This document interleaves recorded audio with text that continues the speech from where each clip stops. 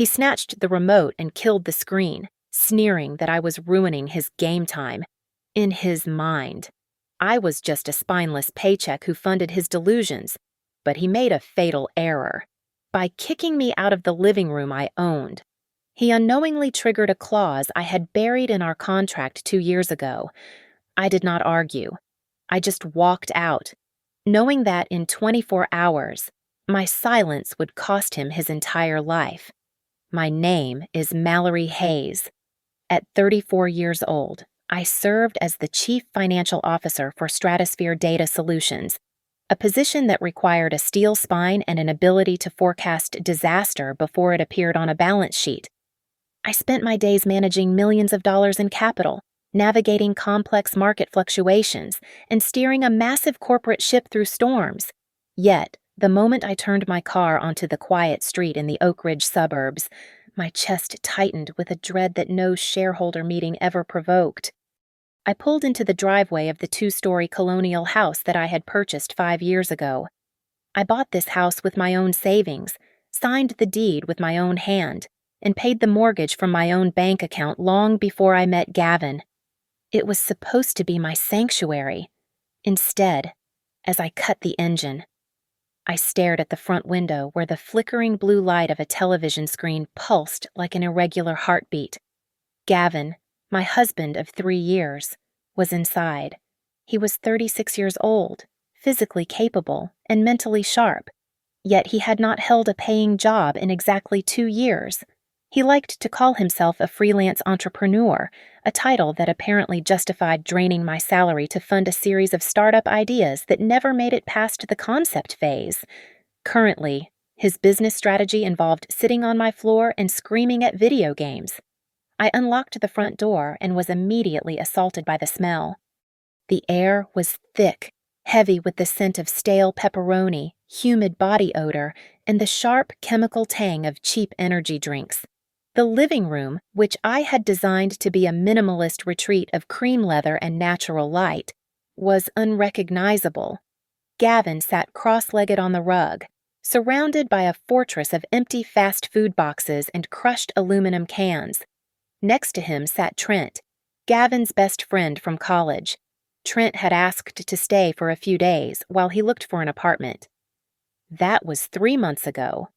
Now, he was a permanent fixture on my sofa, a man who contributed nothing but noise and trash to my household.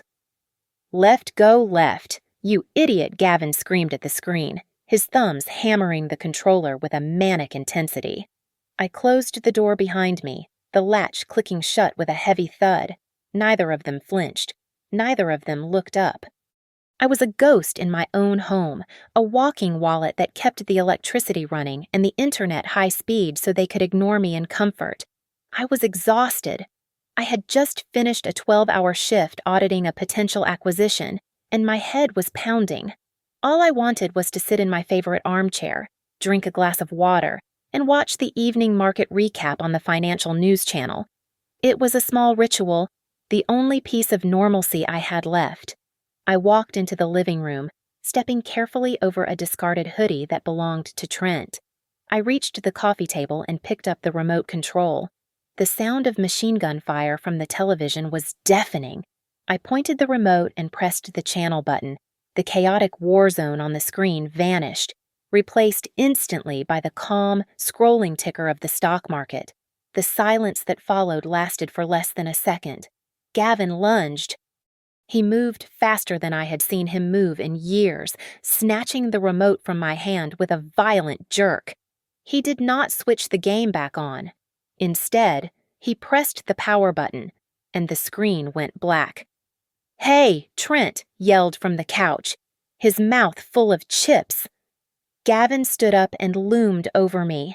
His face was twisted in annoyance, the look one might give a malfunctioning appliance. "Get out," Gavin said. His voice was cold, sharp, and utterly dismissive. "You are bothering us.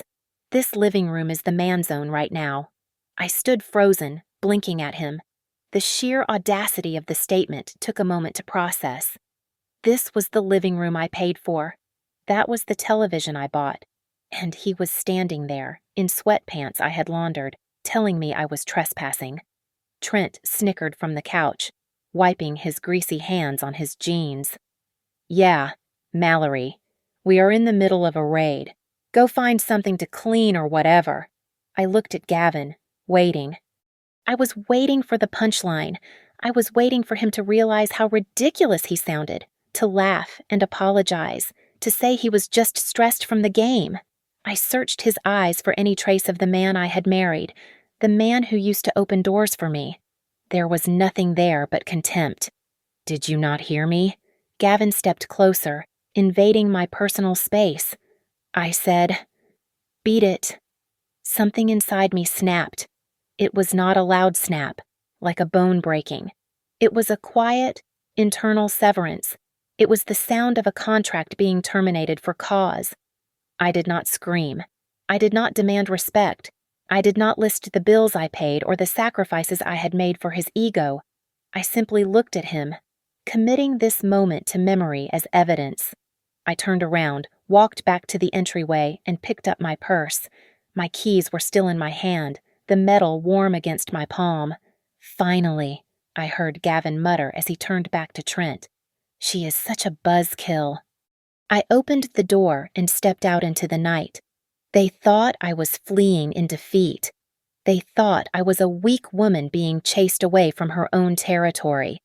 As I walked to my car, I did not look back at the house. I knew exactly where I was going, and I knew that when I returned, the locks would be changed, and the game would be over. The valet at the Meridian took my keys with a polite nod, unaware that he was parking the getaway car of a woman who had just burned her old life to the ground. I walked to the front desk, my heels clicking rhythmically against the marble floor. The lobby smelled of white tea and money, a sharp contrast to the stale odor of failure I had left behind in my living room. "Good evening, Mrs. Hayes," the concierge said, typing on his keyboard. "We have your suite prepared as requested. You booked the long-term stay package for 30 days. Correct." "Yes," I replied, handing him my credit card. 30 days. I may need to extend it depending on how messy the legal proceedings become. I had made this reservation 7 days ago. Tonight was not a reaction to a temper tantrum over a television remote. Tonight was the execution of a strategy I had been refining for months. Gavin thought he had won a power struggle by kicking me out. In reality, he had just cut the last thread holding the sword of Damocles above his head. Up in the suite, I did not cry. I did not pace the floor wringing my hands. I sat down at the glass desk and opened my laptop. The blue light of the screen illuminated the dark room as I logged into the banking portal. I navigated to the supplementary credit card account I had foolishly entrusted to Gavin for household emergencies. The numbers on the screen confirmed what I had suspected for weeks. "You stupid, greedy man," I whispered to the empty room. He had drained the emergency fund. There were withdrawals of $500 here, $1,000 there. The transaction codes were clear. He was not buying groceries. He was funneling my hard-earned salary into cryptocurrency exchanges that were currently crashing and purchasing high-end gaming peripherals. He had stolen over $4,000 in less than 2 weeks. I picked up my phone and dialed Eleanor Vance. It was late, but I paid Eleanor enough to be available when the sky was falling. She answered on the second ring. "Eleanor Vance." "It is done," I said, my voice flat. He kicked me out of the house. He violated the primary conduct clause. "Are you safe?"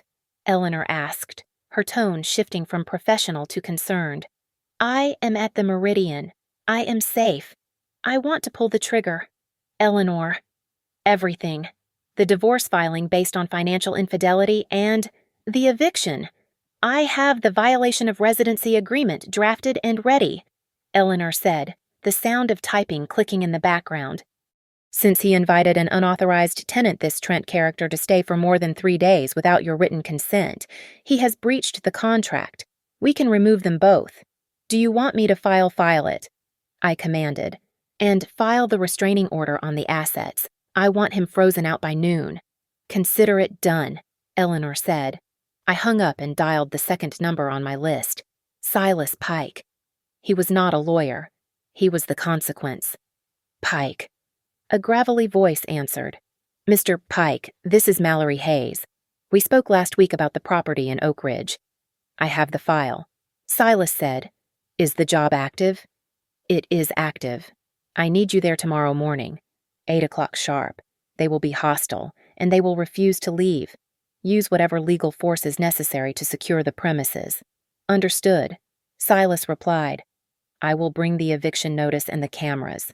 Do not go back there. Mrs. Hayes, let me handle the garbage.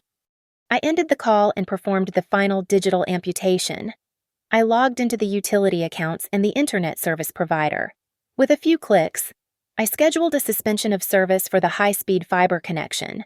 Then, I opened my phone settings and blocked Gavin's number. I blocked Trent's number.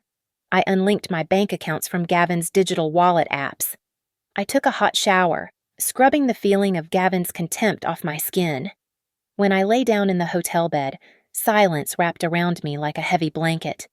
For the first time in 3 years, I did not hear the manic shouting of grown men playing video games. I did not hear the thumping of controllers against the floor. I slept deeply, a dreamless, restorative sleep. I woke up at 7 in the morning. I ordered coffee and stood by the window, looking out over the city. I did not feel guilty. I felt efficient. At exactly 7:45, I sent a text message to Silas Pike. Green light.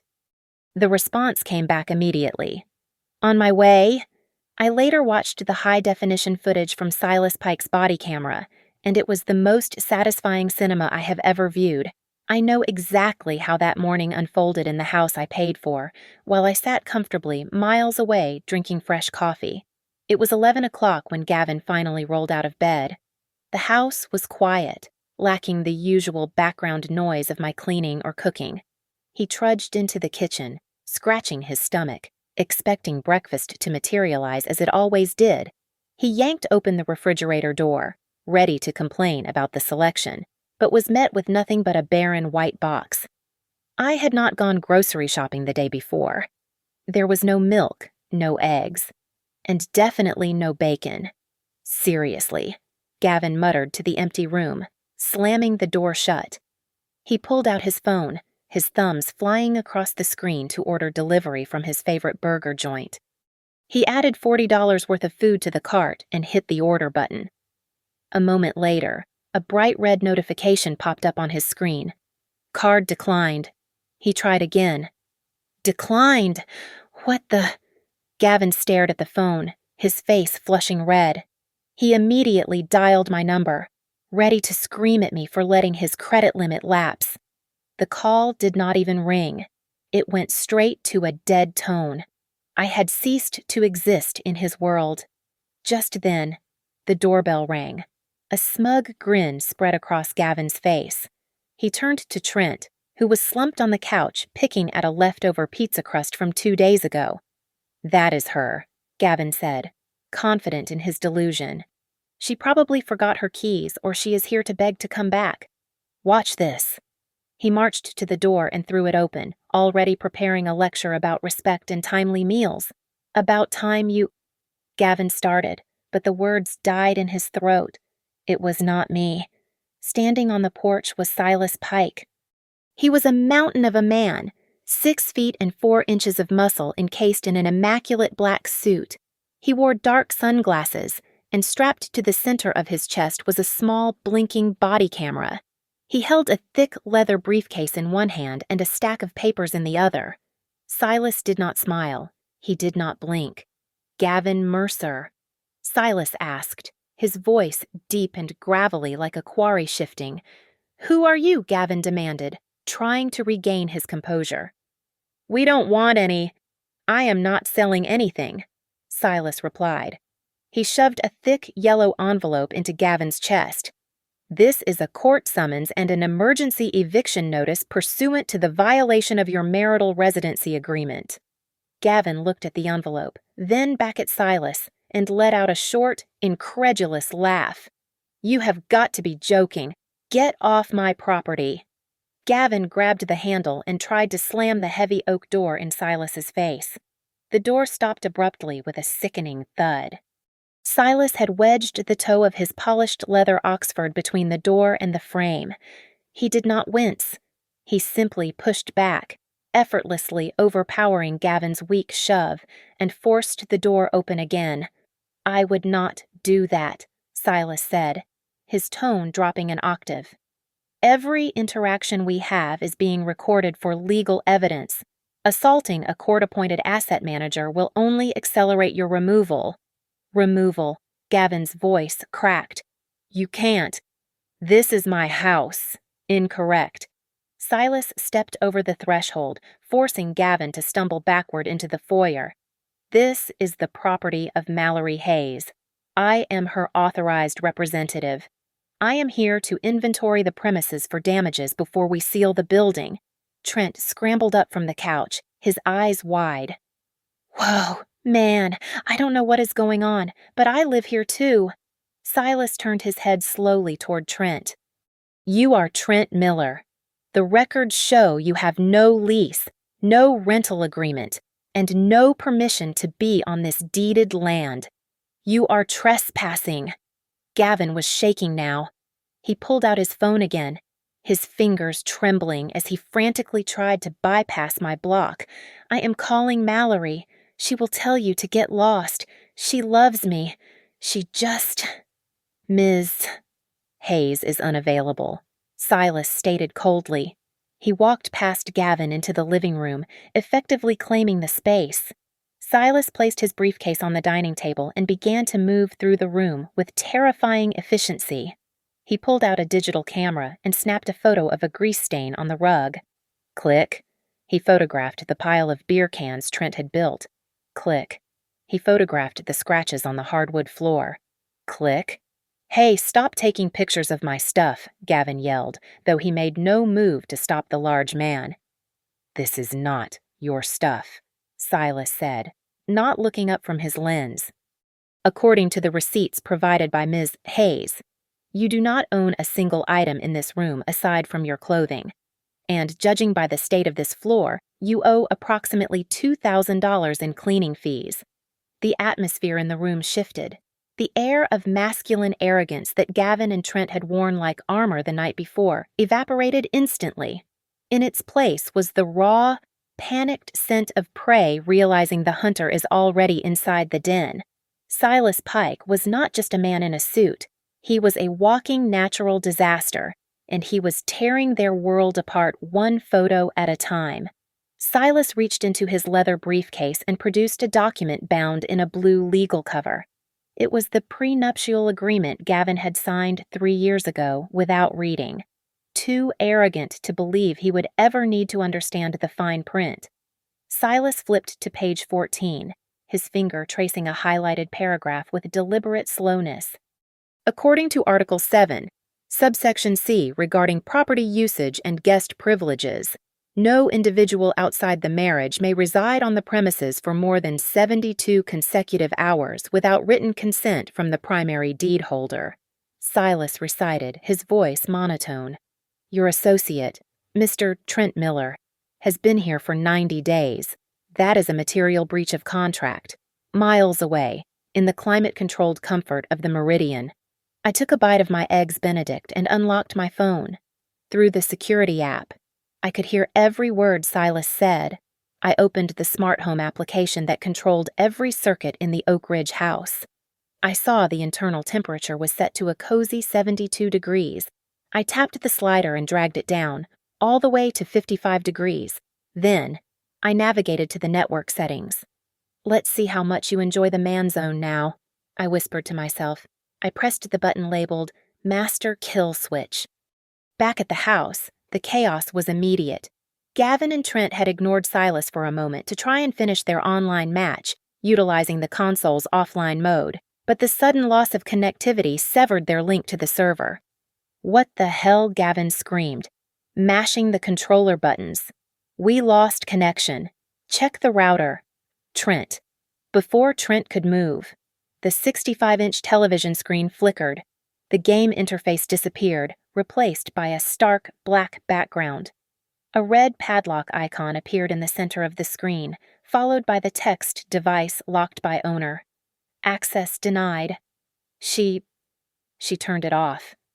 Gavin stammered, his face pale as he stared at the black screen. She locked the TV from her phone.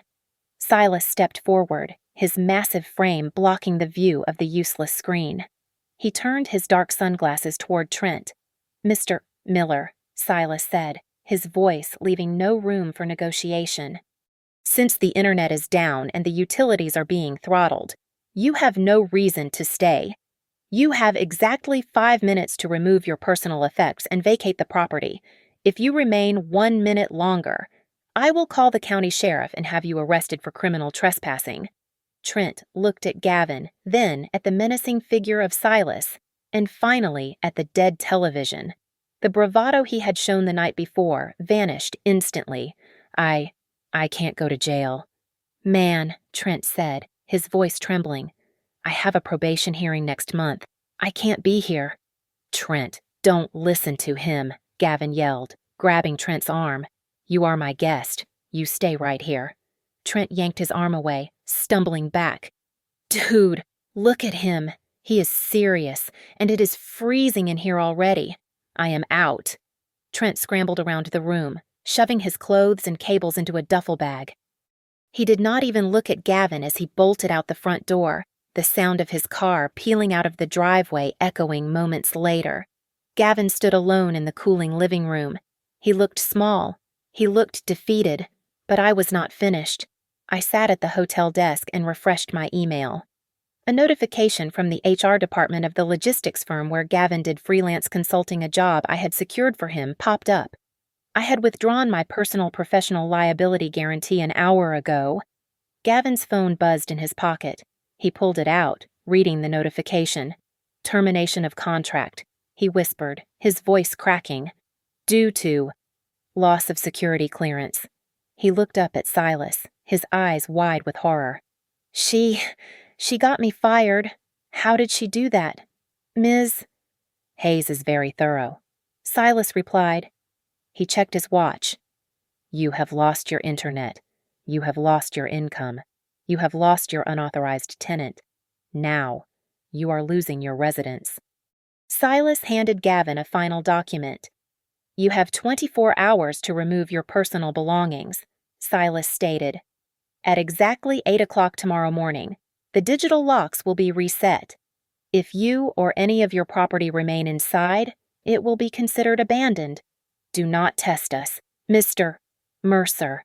Gavin sank onto the sofa, the same sofa he had banished me from just 12 hours prior. He held his head in his hands. In 2 hours, he had gone from the king of his castle to a pauper in a cold, silent room. I watched the camera feed on my laptop, took a sip of orange juice, and felt a profound sense of justice. Sitting in the silence of the hotel room, I allowed myself a brief moment of autopsy on my dead marriage. It was not always a war zone of dirty dishes and resentment. I remembered the Gavin I met 4 years ago. He was charming, ambitious, and seemingly kind. He used to bring me coffee in bed. He used to listen when I spoke about market trends. We had made promises to build an empire together, a partnership of equals where his creativity would balance my pragmatism. But the rot had set in slowly, insidious and quiet. It started with small requests. "Can I borrow $50 for gas? Can you cover dinner tonight?" Then, the requests became demands. His freelance work became a convenient excuse to sleep until noon. He began to belittle my career, calling my work soul-sucking corporate droning, while he claimed to be waiting for his big break. The man who once held my hand across the dinner table had morphed into a stranger who treated our home like a fraternity house. I closed my eyes and thanked the ghosts of my parents. They had passed away before the wedding, but their wisdom had been my armor. My father, a man who built his wealth from nothing, had grabbed my arm the day I bought the Oak Ridge house. He told me to keep the deed in my name. He told me that a woman must always have a fortress that no man can siege. Because of them, The house was premarital property, protected by a trust that Gavin could not touch. I had given Gavin a dozen chances. I had paid off his credit cards twice. I had funded his failed podcast equipment.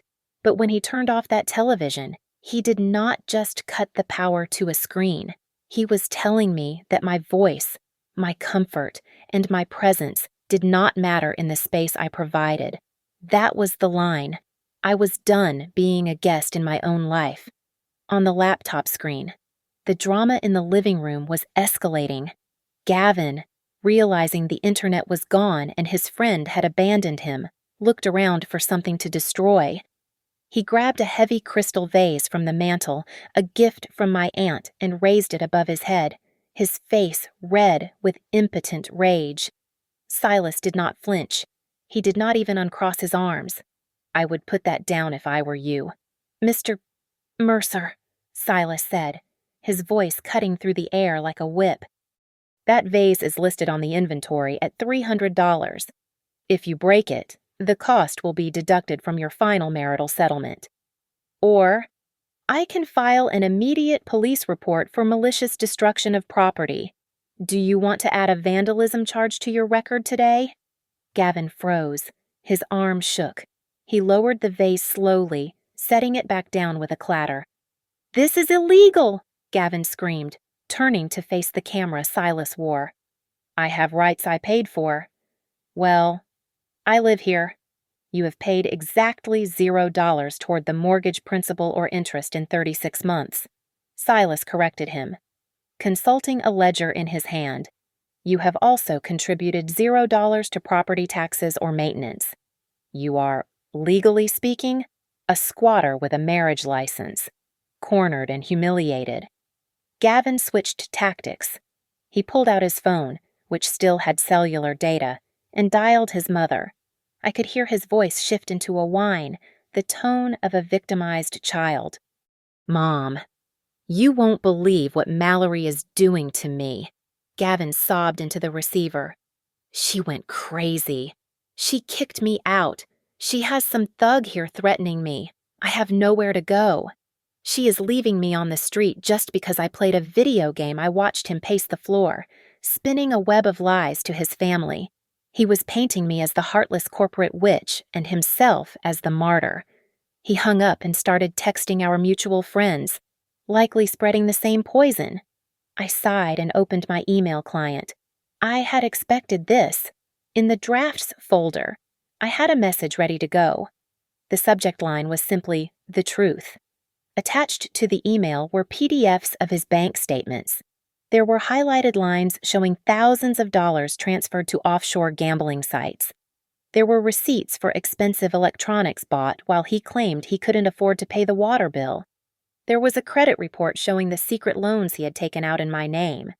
I added the email addresses of his mother, his sister, his brother, and the 5 friends he was currently texting. I pressed send. On the screen, Gavin's phone buzzed with a reply. He looked at it, expecting sympathy. Then it buzzed again, and again. He stopped pacing. He stared at his screen. I watched the color drain from his face as he read the notification from the family group chat. No, he whispered. No, no, no. He looked up at the ceiling as if he knew I was watching from the sky. Mom, he said into the phone, dialing her back frantically. But she did not answer. His sister did not text back. The group chat, usually active with a defense for their golden boy, had gone completely silent. The numbers did not lie. And for the first time, Gavin Mercer was facing the world without a single person to hide behind. The 24-hour deadline expired at 8 o'clock in the morning. Gavin did not leave. Instead, he barricaded himself inside the master bedroom, locking the door and pushing the heavy dresser against it. He was operating under the delusion that marital laws were a magical shield that would protect him indefinitely. He truly believed that if he just waited long enough, I would soften. He thought I was the same woman who used to apologize when he spilled coffee on the rug. I did not go to the house. I did not call him. I simply sat in my hotel suite and played the next card in my deck. Proceed with phase 2. I told Silas over the phone. Copy that. Silas replied, I am stationed in the vehicle outside. No assets leave the premises. I picked up the landline in the hotel room and dialed the utility company. I had scheduled this request 3 days ago. I confirmed that emergency electrical repairs and water main maintenance were required immediately for safety reasons. Within an hour, the hum of the refrigerator died. The lights in the hallway flickered and went black. The water pressure in the pipes vanished. Night fell over Oak Ridge, and the house became a tomb.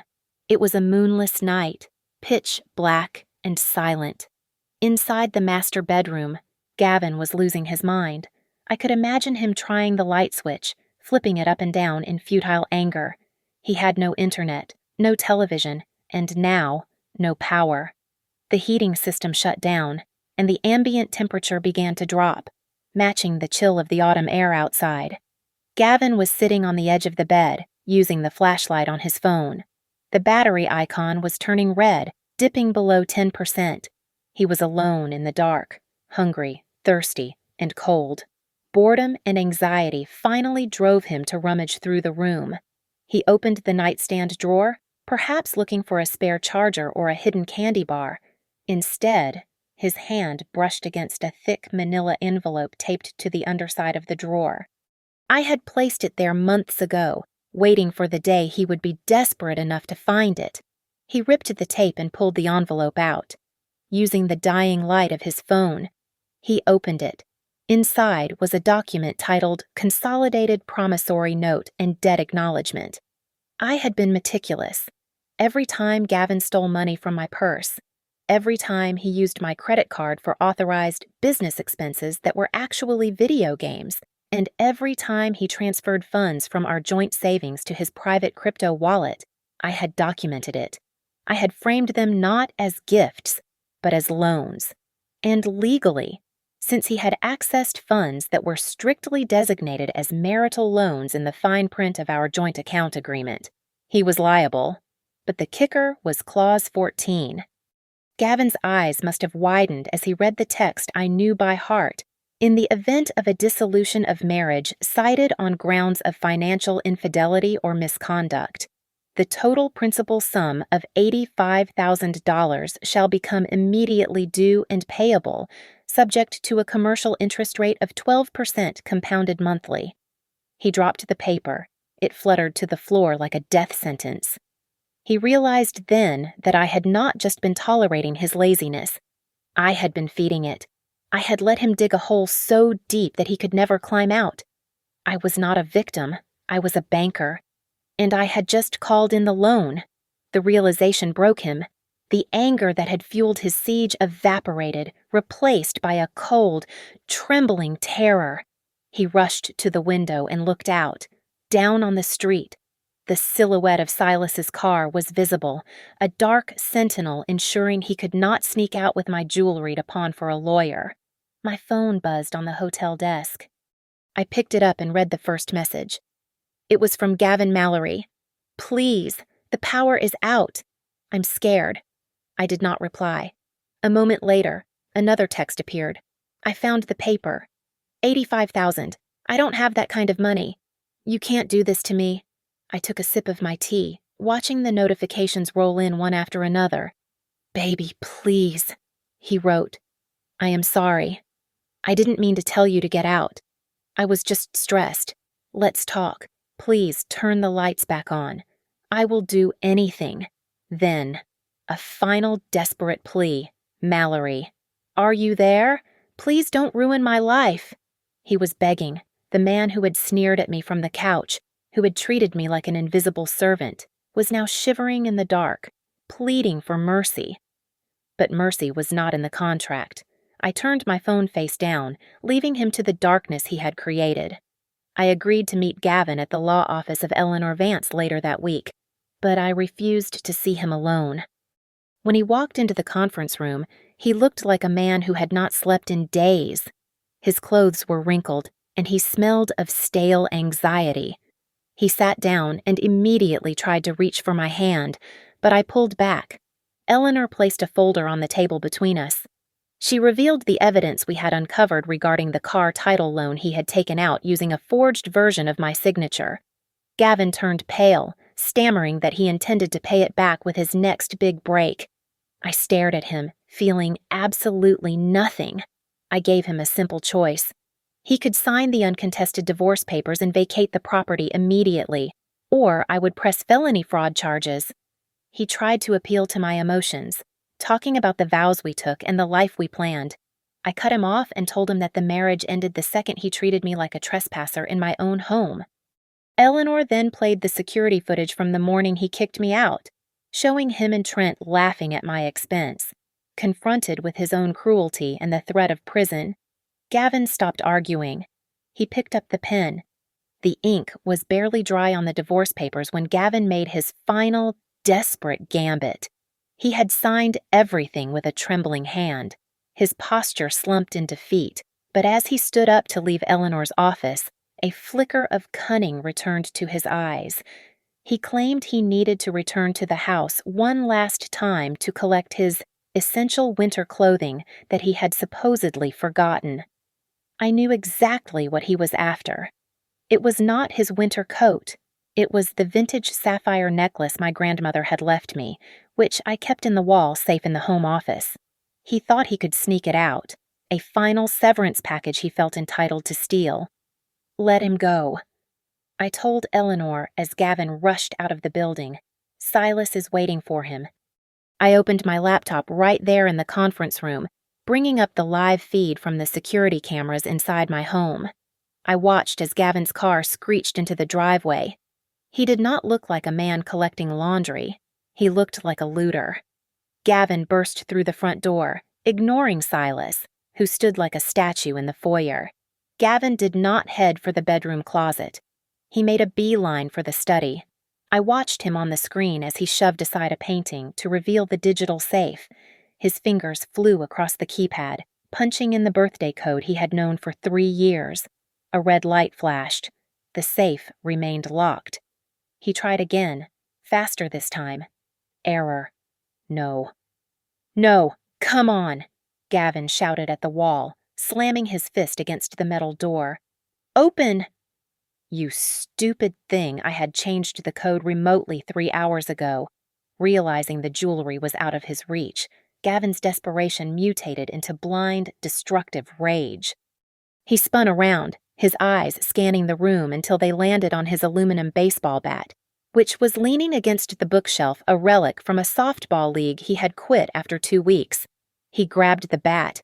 Fine, he screamed, his voice distorting through the camera's microphone. If I can't have it, nobody can. He marched out of the study and into the living room. His target was the 65-inch television, the dark monolith that had started this entire war. He raised the bat over his head, his face twisted in a snarl of pure malice, ready to shatter the screen into 1,000 pieces. He never completed the swing. Silas moved with a speed that defied his size. Before Gavin could bring the metal bat down, Silas stepped in, clamped his hand around Gavin's wrist, and twisted. It was a professional law enforcement control hold, precise and agonizing. "Drop it!" Silas commanded, his voice calm but terrifying. "Ah, you are breaking my... Let go!" Gavin shrieked, dropping the bat. It hit the floor with a hollow clang. Silas kicked the bat away and forced Gavin down onto the carpet, pinning him effortlessly. I have detained the subject for attempted destruction of property and possession of a weapon with malicious intent. Silas stated clearly for the body camera recording. Seconds later, blue and red lights flashed through the front window. I had alerted the local police dispatch the moment Gavin picked up the bat. 2 officers entered the house, their hands resting on their holsters. "Get him off me," Gavin yelled, tears streaming down his face as the officers pulled him up and replaced Silas's grip with steel handcuffs. "This is my house. I am the victim here. Save it for the judge." "Mr. Mercer," one of the officers said, "we have the video evidence." Watching from the quiet safety of the law office, I expected to feel a surge of triumph. I waited for the rush of adrenaline, the joy of seeing him humiliated. But as they marched him out the door, I felt only a profound, quiet lightness. It was the feeling of a heavy weight finally being lifted off my chest. The cancer was cut out. The surgery was a success. Silas walked out to the driveway as the police shoved Gavin into the back of the patrol car. He handed the officers a copy of the restraining order Eleanor had filed, which mandated that Gavin stay at least 100 yards away from me and the property at all times. As the police car drove away, a large box truck pulled up to the curb. It was the moving company I had hired. I spoke into the microphone on my laptop, my voice broadcasting through the home security speaker system to Silas. "Clear it out." "Silas," I said softly. "Every single thing that belongs to him. Put it in the truck." Silas looked up at the camera and nodded once. "Copy that, Mrs. Hayes. Destination is the self-storage unit on 4th Street, paid through the end of the month." I closed the laptop. Gavin was gone.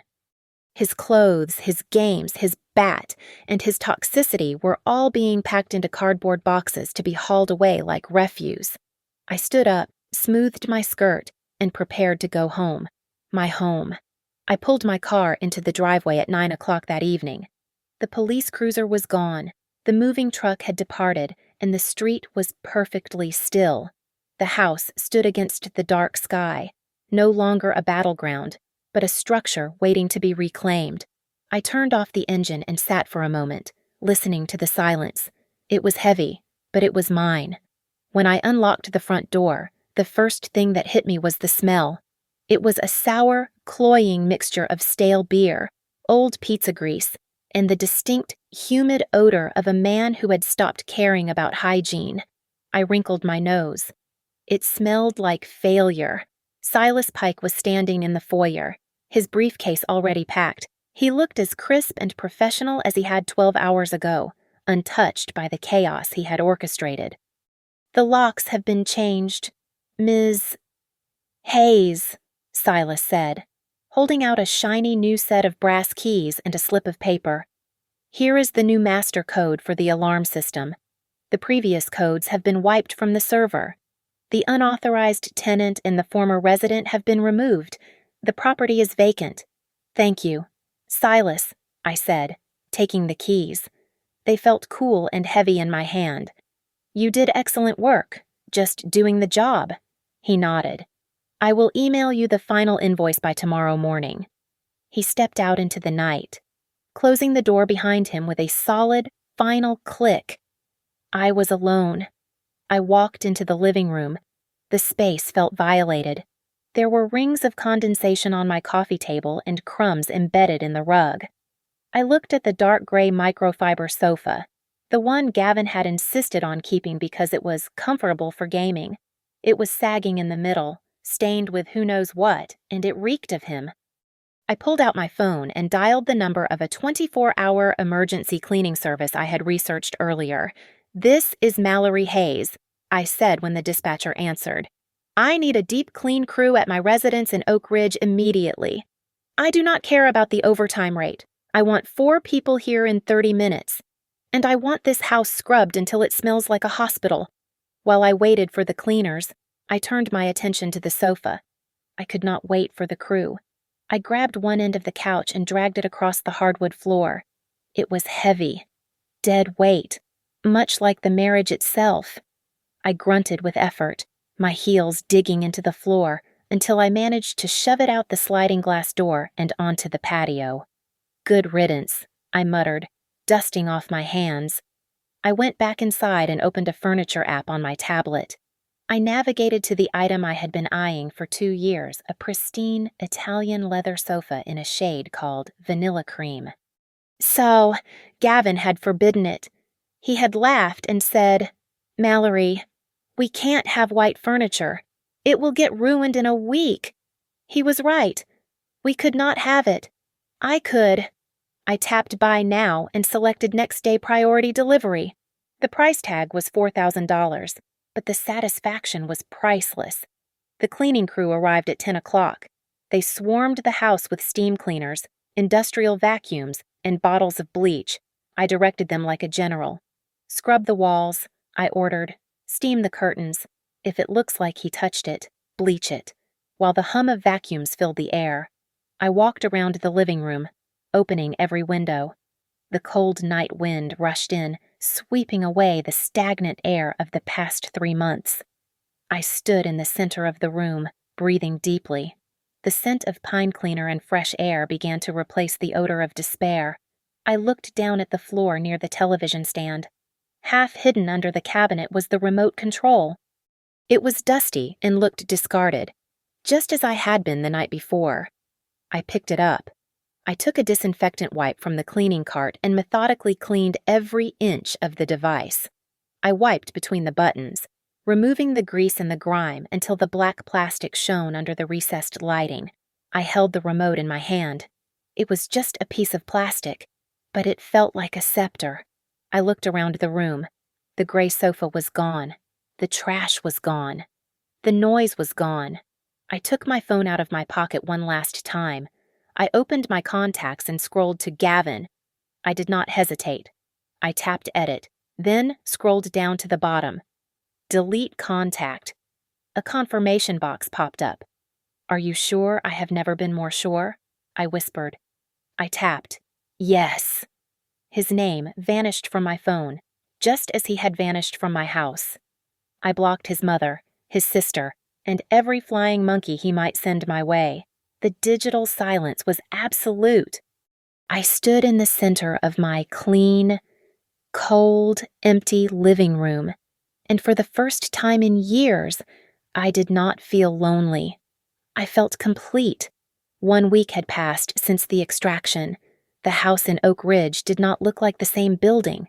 I had hired a painter to cover the beige walls with a crisp, cool gray. The heavy masculine curtains were gone, replaced by sheer linen that let the afternoon sun flood the room. The air smelled of fresh paint and blooming lilies, a stark departure from the stale brewery scent that used to cling to the upholstery. I was sitting at my kitchen island, reviewing a quarterly report, when my phone buzzed. It was a call from an unknown number. I let it go to voicemail. A moment later, a notification popped up. I tapped the play button, and Gavin's voice, raspy and desperate, filled the kitchen. "Mallory, you can't just cut me off like this." Gavin sounded like he had been crying, or drinking, or both. "I spoke to a guy at a bar who knows the law. He said I have squatters' rights. I am going to sue you for emotional distress. You will hear from my lawyer. I did not feel a spike of adrenaline. I did not feel fear." I simply tapped the share icon and forwarded the audio file to Eleanor Vance with a short note. "Add to the harassment file. Nice try. Gavin," I said to the empty room. The doorbell rang, echoing cheerfully through the house. I checked the security feed on my phone. It was not an intruder. It was the delivery team from the electronics store. I opened the door with a smile. Right on time. 2 men in blue uniforms wheeled in a massive box. It was the newest model. An 85-inch ultra-high-definition screen that made the old television Gavin had fought over look like a postage stamp. "Where would you like it?" "Ma'am," one of the delivery men asked. "Right there." I pointed to the wall opposite the new sofa. "Center it perfectly." I watched them mount the screen. I signed the delivery receipt with a flourish. When they left, the room was complete. The centerpiece was the sofa my sofa. It was a deep, luxurious vanilla cream leather, the exact shade Gavin had forbidden because he was too messy to maintain it. It sat there like a throne, pristine and inviting.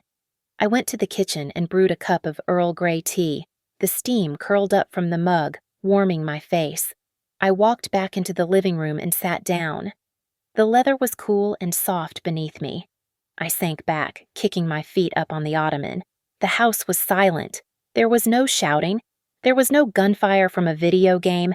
There was no one demanding I make them a sandwich. I picked up the remote control. It was heavy, sleek, and brand new. My thumb hovered over the power button. This was the moment. This was the reenactment of the crime. But this time, the ending would be different. I pressed the button. The massive screen flared to life. Colors exploded in high definition. I navigated to the financial news network. The anchor's voice filled the room, discussing the closing bell and the rise of tech stocks. It was the sound of my world, the sound of competence and order. I waited. I instinctively tensed, waiting for a hand to snatch the remote, waiting for a voice to tell me to get out. But nothing happened. The news continued. The ticker scrolled across the bottom of the screen. The light from the television danced on the walls. I took a sip of my tea. The warmth spread through my chest. I looked around the room, realizing that the victory was not in the eviction notice or the bank accounts. The victory was in this absolute, unshakable peace. I was not a guest here. I was the architect, the financier, and the ruler of this domain. I looked at the screen, but I was seeing through it. I saw a future where I would travel, where I would invest, where I would meet someone who saw me as a partner, not a resource. Or perhaps I would just stay here, alone and happy in my sanctuary. I smiled, a genuine expression that reached my eyes. I aimed the remote at the screen and pressed the volume up button. The sound of the market analysis grew louder, filling every corner of the room. To anyone else, it was just noise. But to me, as I sat back in my cream-colored haven, it was the sweetest symphony I had ever heard. It was the music of freedom. Thank you so much for listening to my story. I would love to know where you are tuning in from, so please leave a comment down below and share your thoughts on Mallory's revenge.